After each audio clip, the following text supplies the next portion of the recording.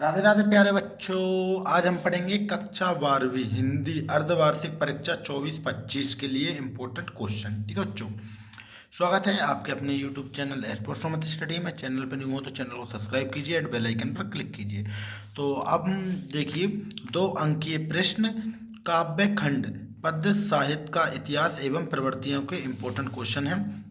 पहला प्रश्न है कि सगुण और निगुण धारा में अंतर स्पष्ट कीजिए। दूसरा प्रश्न है कि प्रगतिवादी कवियों के नाम एवं उनकी एक एक रचनाओं का नाम लिखिए। तीसरा प्रश्न है छायावाद की कोई दो विशेषताएं लिखिए। तीसरा चौथा प्रश्न है कि भक्ति काल को हिंदी साहित्य का स्वर्ण काल क्यों कहा जाता है।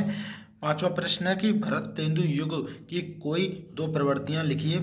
6 नंबर का प्रश्न है कि प्रयोगवादी काव्य की दो विशेषताएं लिख बताइए। और 7 नंबर पर प्रश्न है कि रीतिकाल की दो प्रमुख प्रवृत्तियां लिखिए। तो बच्चों जो हो चुके हैं आपके काव्य खंड, पद्य साहित्य इतिहास के इंपॉर्टेंट क्वेश्चन साथ ही करने हैं। उसमें से अब आता है आपका काव्य खंड आरो में से 2 अंक के इंपॉर्टेंट क्वेश्चन। ठीक है बच्चों, तो पहला प्रश्न है कि जग जीवन का भार लिए पढ़ने से कवि का क्या आशय है। सेकंड प्रश्न है प्रश्न नंबर 2 कि बच्चे किस बात की आशा में नीड़ों से झांक रहे होंगे। और प्रश्न नंबर 3 है कि शीतल वाणी में आग के होने का क्या अभिप्राय है। और प्रश्न नंबर 4 है कवि संसार को अपूर्ण क्यों मानता है। ठीक है बच्चों, उसके बाद आता है क्वेश्चन नंबर 4 के बाद क्वेश्चन नंबर 5। क्वेश्चन नंबर 5 है कि पतंगों के साथ साथ वे भी उड़ रहे हैं, बच्चों को उड़ने से कैसा संबंध बताता है। ठीक है बच्चों, और प्रश्न नंबर 6 है कि भाषा को शूलियत से बरतने से क्या अभिप्राय है। इन क्वेश्चनों को अच्छे से कर लीजिए बच्चों, बहुत ही इंपॉर्टेंट क्वेश्चन है। चैनल पर न्यू हो तो चैनल को सब्सक्राइब कीजिए और बेल आइकन पर क्लिक कीजिए, इसी तरह के इंपॉर्टेंट क्वेश्चन आपको मिलते रहेंगे। ठीक है, और प्रश्न नंबर 7 है कि उड़ने और खिलने का कविता से क्या संबंध बनता है। प्रश्न नंबर 8 देखिए बच्चों कि कवि जग का ध्यान क्यों नहीं करना चाहता है। और प्रश्न नंबर 9 है थका हुआ पंथी किस कारण जल्दी जल्दी चलता है। नेक्स्ट प्रश्न, उषा का जादू क्या है और क्यों टूट रहा है। क्वेश्चन नंबर 11 है कि कवि ने बादलों को विलाप के बादल क्यों कहा है। क्वेश्चन नंबर 12 हनुमान ने भरत के किन गुणों की प्रशंसा की है। प्रश्न नंबर 13 है कि उषा कविता में भोर के नभ की तुलना किस से की गई है और क्यों की गई है। प्रश्न नंबर 14 है कवि के अनुसार पेट की आग को कौन बुझा सकता है, ये आग कैसी है। ठीक है बच्चों, और तुलसीदास ने दार्शनिकता दारिता की तुलना किससे की है।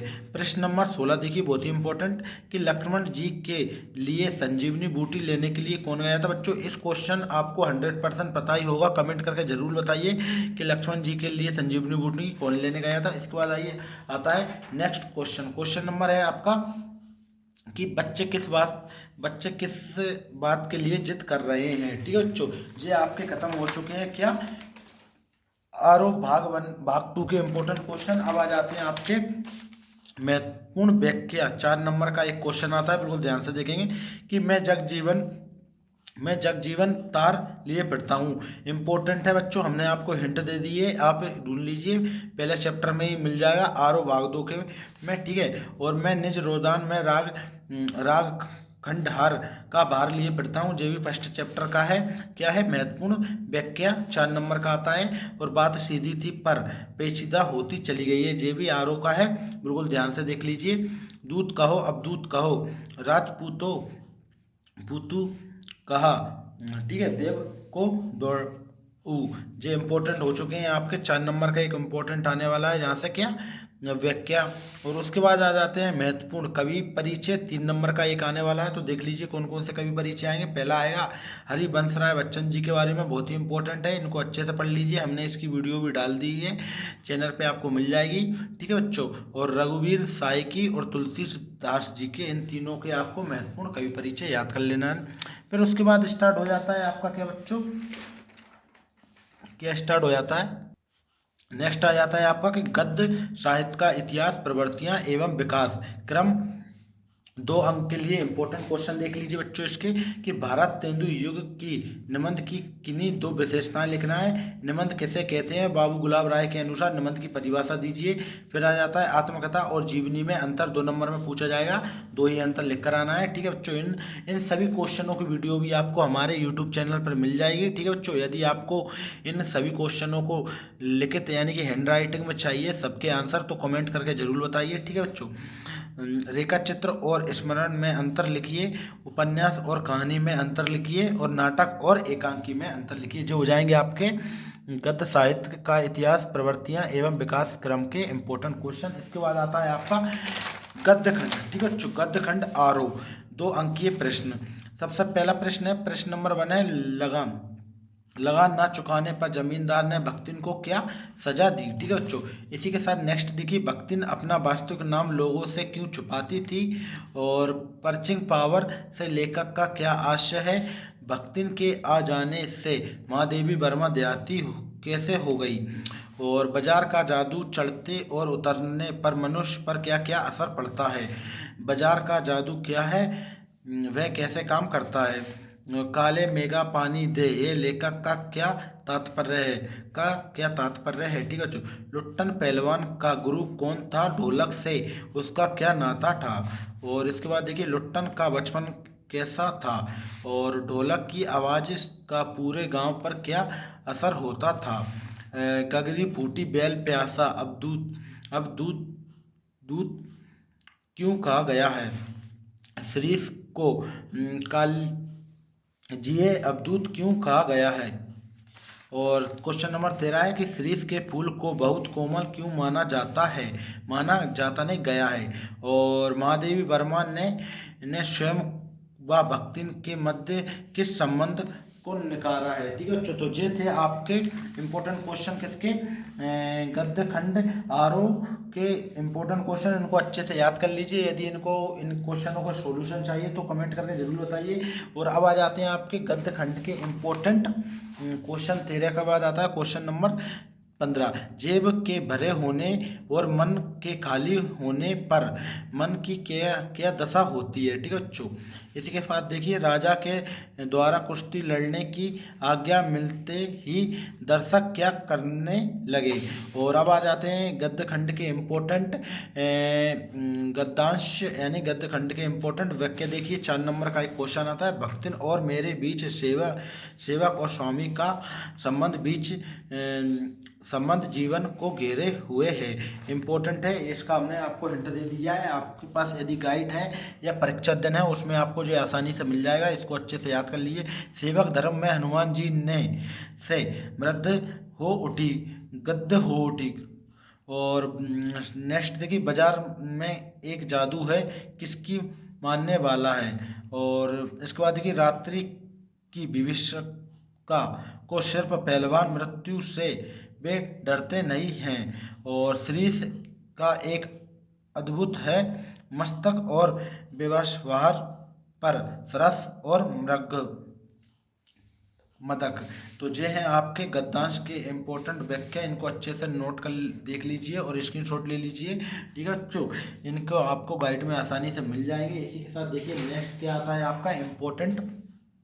अब आते हैं आपके इम्पोर्टेंट महत्वपूर्ण लेखक परिचय। ठीक है बच्चों, लेखक परिचय में क्या आएगा, सबसे पहले आएगा जितेंद्र कुमार जी का, इनकी 2 रचनाएं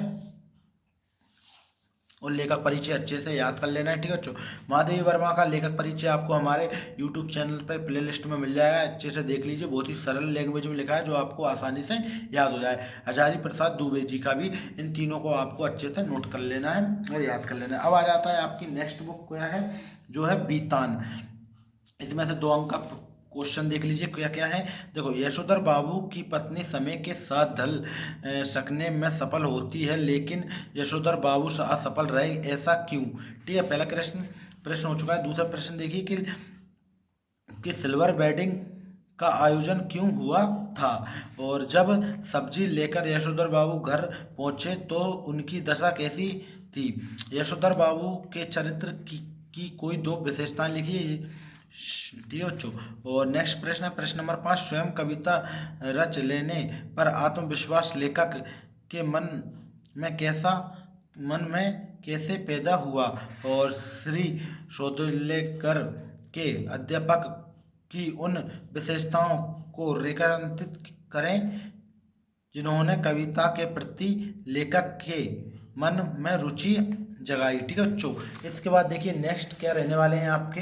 अब आते हैं आपके सामने क्वेश्चन नंबर 7। कवि के प्रति लगाव से पहले और उसके बाद अकेलेपन के प्रति लेखक की धारणा में क्या बदलाव आया और मोहन जोदड़ों की 2 विशेषताएं लिखिए और सिंधु सभ्यता में कौन कौन से फल पाए जाते हैं बच्चों। अतीत के दबे पांव शीर्षक का